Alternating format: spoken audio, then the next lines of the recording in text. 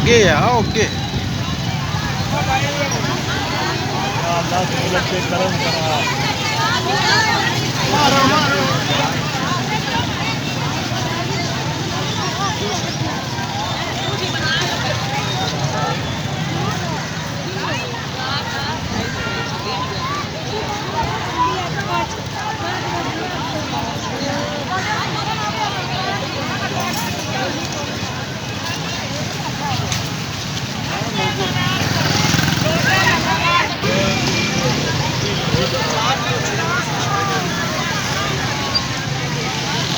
ਚਲੋ ਤੋਰੀ ਜਾਓ ਤੁਸੀਂ।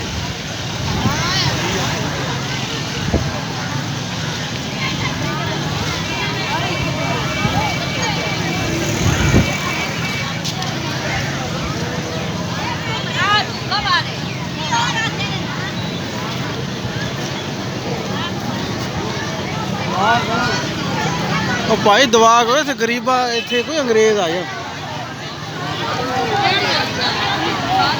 ਵਾਹ ਕਰੋ ਤੇ ਅੰਗਰੇਜ਼ ਆਏ ਨੇ